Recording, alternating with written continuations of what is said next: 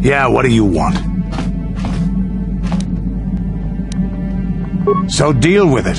Why are you asking me about it? Dantooine is one big desert, with rocks sticking out. I heard that some of my people came here after the war, but I don't know what happened to them. The world of my clan, Ordo, was much like this. Dust basins and rock crags. But my world at least has some green around the equator. This place is just sand all over. There are some vicious people on this world, but the desert is the real enemy. Trips out in the desert, especially the deep desert, should be taken very carefully. You have anything else you want to ask? I don't have as many strange stories like the last one I told you, but I do have a couple about me and the stuff I've done. In one battle above the world of Althir, my unit managed to defeat a force of Althiri 10 times our own size. That battle gained me command of an entire subsect of my clan.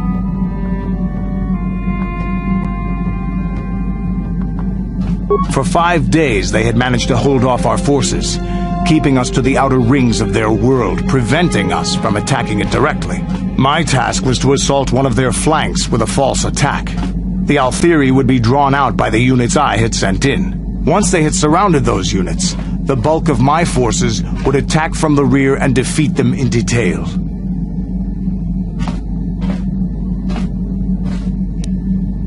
Things didn't go as I had planned. I saw an opening, a mistake they had made in the disposition of their forces, and took it. While fending off our main force, they had let their fleet split in two. The center of their entire fleet was left exposed. I turned my forces and assaulted the center of their fleet, decimating them.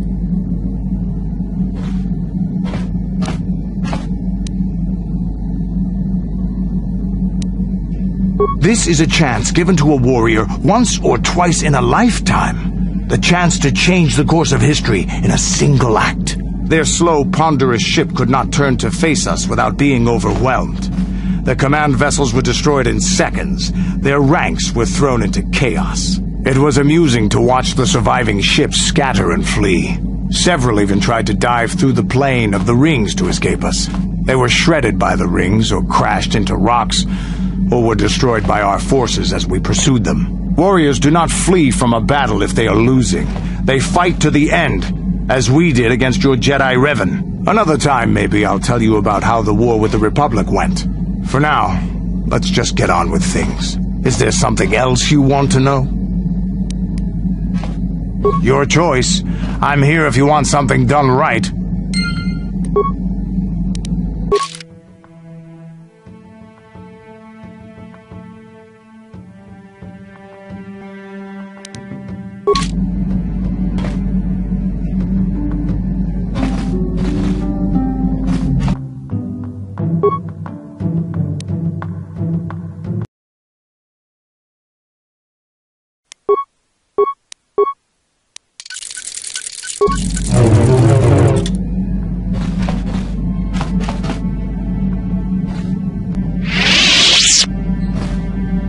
Statement. HK-47 is ready to serve, Master.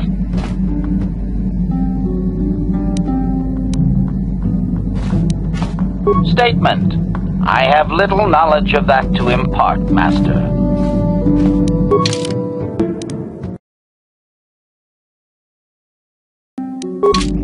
Statement. HK-47 is ready to serve, Master. Affirmative.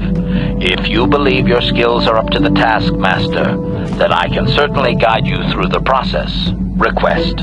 I only ask that you be oh so very careful, Master. I am too valuable and well crafted to perish at the hands of ineptitude. Statement. As you wish, Master. You are already familiar with accessing my central control cluster, correct? Now you will need to... And now rewire the last 3 relays. Yes, good. Well done, Master. I believe your operation was a success. Accessing new memory. Access complete. I have accessed information on my owner prior to the Senator, Master. Most unexpected. Answer. It appears that previous to my ownership by the Senator, I was the property of one Bochaba the Hutt on the planet Slaheron.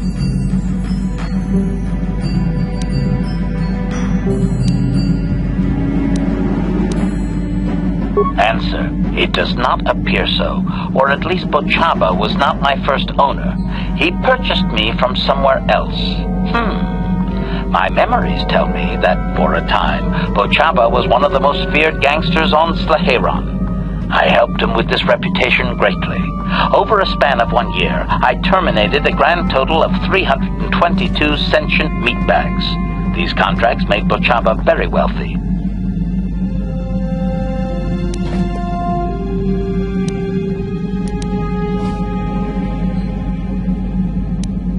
Statement. Should I, Master? I had no reason to terminate those targets. It was not my decision. I am the weapon, not the wielder.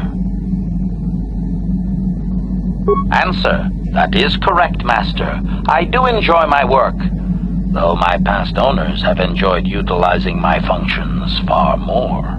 Strictly speaking, one meatbag is the same as another. Anything I do is in support of my master. It was unfortunate but inevitable that eventually Bochaba would overstep his bounds. I had just cleared 2 Hutt households when the exchange retaliated. Statement. I was not even present when my old master was assassinated. I did appreciate the artistry behind his demise upon my return, however.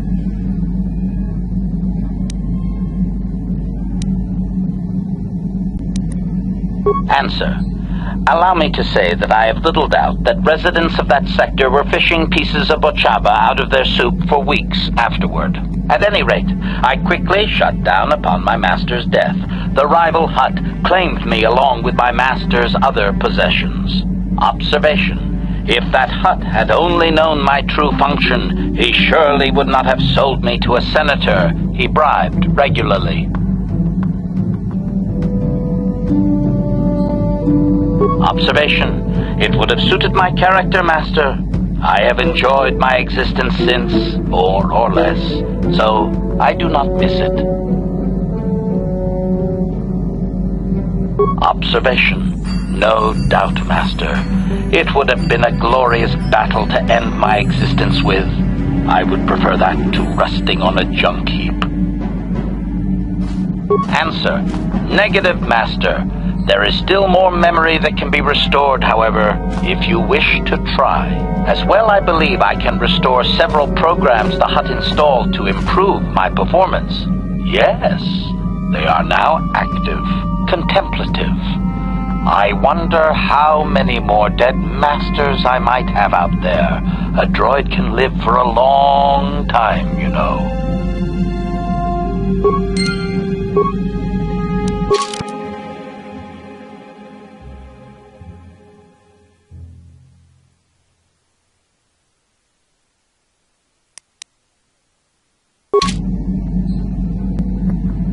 Statement. HK-47 is ready to serve. Statement. Certainly, Master. Allow me to input the proper sequences into the ship's computer. I caution you that this simulation will appear quite real. Are you ready to begin the training sequence, Master?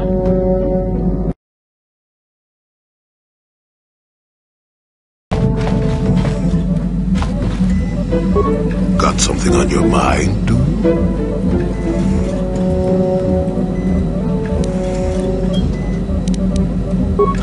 I have no idea what you're talking about, Rambo. What do you say?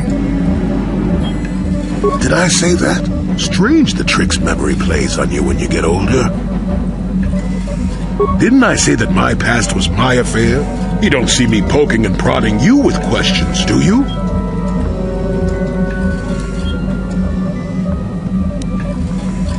I'm not here to satisfy your curiosity. No staring at the old man. That's what the sign says, damn it. And besides, you don't really want to hear about me. We're talking ancient history. Probably before you were born. History bores kids. Proven fact.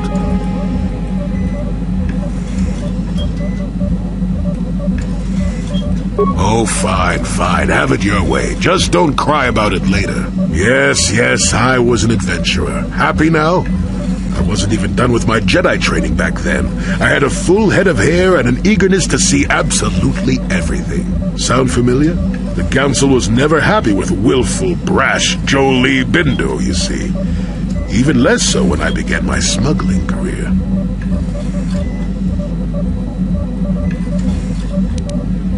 At the time, the Yucata system was interdicted by its own king. He preferred to keep his people starving and poor, all the better to oppress them. The Senate was trying to negotiate a peace, but they were getting nowhere as usual. I decided I wasn't going to wait. I found myself a ship and a partner, and we began smuggling food and supplies to the Yucata citizenry through the blockade.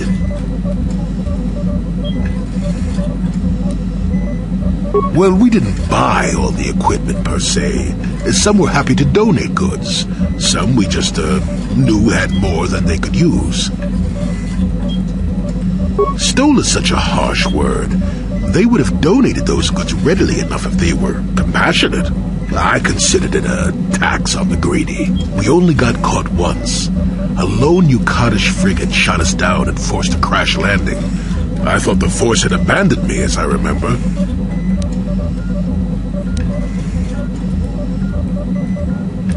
Well, as it happens, getting shot down turned out to be very fortunate.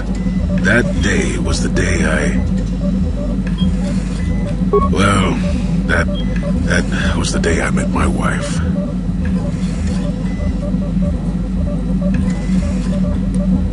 You know another way to get a wife? But yes, that's when I met her.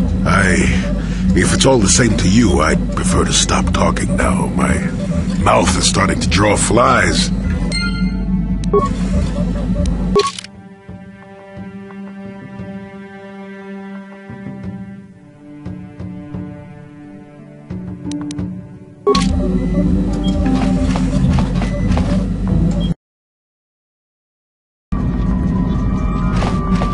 How may I be of assistance to you, Padawan? I do not know how to help you with that. I am sorry. What is it you would like to speak to me about? Well, I suppose I have not talked very much about the Jedi I met back home. They, all of them, were so very invigorating.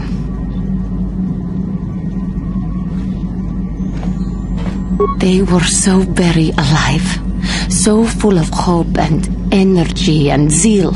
In retrospect, I can see it was a little bit tragic. Those Jedi were going to fight the Mandalorians just after they had invaded. Many of those Jedi perished in the fighting, but to us, they seemed invincible. Especially their leader, who they talked about all the time. Paragons of light and justice, sweeping away all iniquity before them. It was like looking at gods.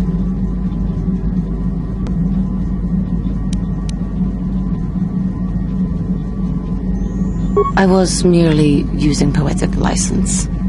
Those Jedi, they were enthralling. Everyone wanted just to touch them. Some people thought it would bring them luck. Not that the peace they brought lasted very long. The Jedi left. The people grew complacent. Those who had been wronged saw their chance at revenge. And so the cycle continues. The oppressed become the new generation of oppressors. The human oppressed, that is. The non-humans were never treated well in any case. We felt the brunt of both administrations.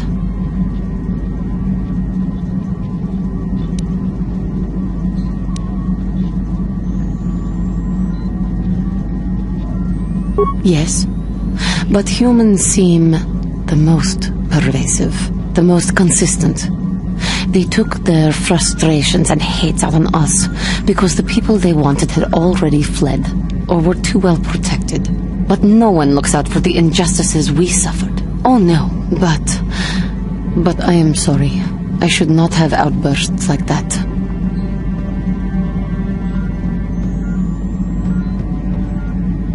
Don't you see? The very fact I mentioned it means it has its influence. Anger can lead to the dark side, and I must be ever careful that I do not fall back into those ways. I thank you for your support. My outburst was uncalled for, but you did not lash back at me. You are a much better Jedi than I, it would seem. But let us not speak more of this now. We should continue on our journey. Perhaps later we will talk again.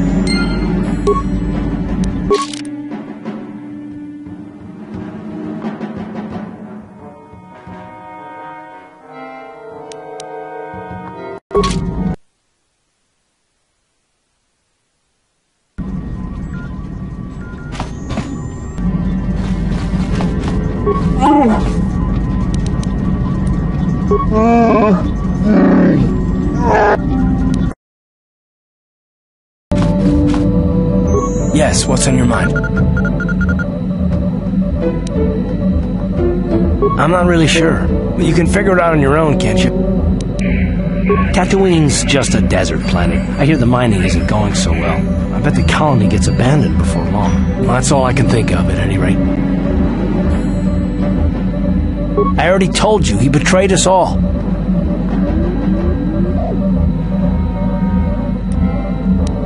Well, there is more to it. I'm sure you don't want to hear about it. It's just that I don't talk about it very much, okay? I told you about my homeworld, Telos. 4 years ago, Saul led the Sith fleet there and demanded its surrender. The planet refused, and Saul proceeded to devastate its entire surface.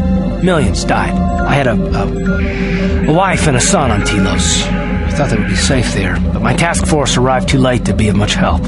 We didn't have enough medical supplies. The colony was burning and the dying were everywhere. I remember holding my wife and screaming for the medics, but they didn't come in time. Of course not, how could you? I had nothing left after that, really. I devoted myself to the fleet. Hunting Saul was my only purpose. I miss them, and I know killing Saul won't bring them back. And it won't make me happy again, but I have to do it. I don't expect you to understand, but I have to pay him back for what he's done. I have to. It's all I have left.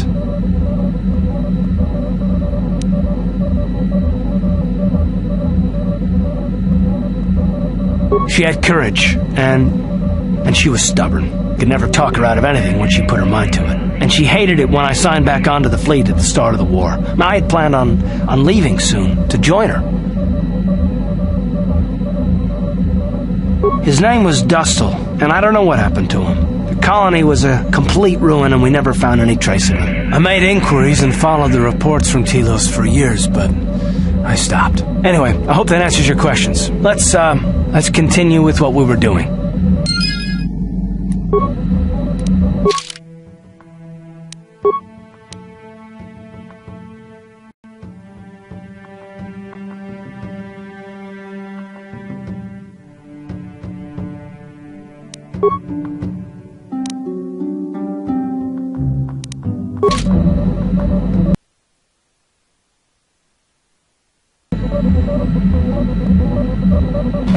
How can I help? I wish I could help you with that. I do. I've been trying to come up with the best way to say this for some time, but I suppose I should just come out and say it. The truth is, I have come to depend on you. Not just for the sake of the mission, but for my own sake as well. I'm glad you're with us.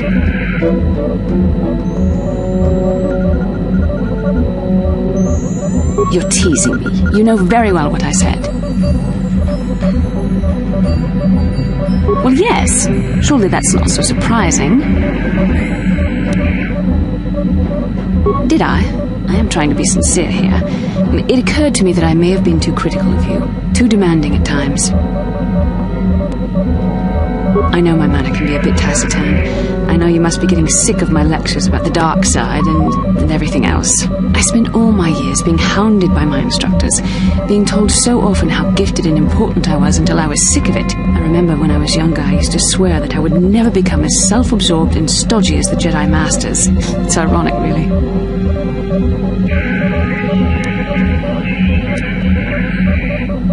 I suppose not.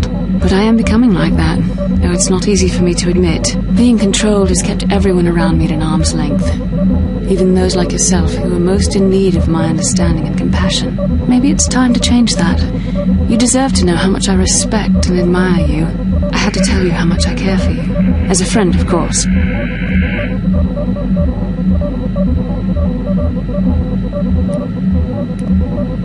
Please, it's not allowed. I have to remain true to the Jedi ideal. If this is going to cause a problem, maybe I shouldn't have said anything. Well, that was not nearly so difficult as I feared. Thank you for hearing me out. I feel much better, but enough soul searching for now. We should probably continue on with our mission.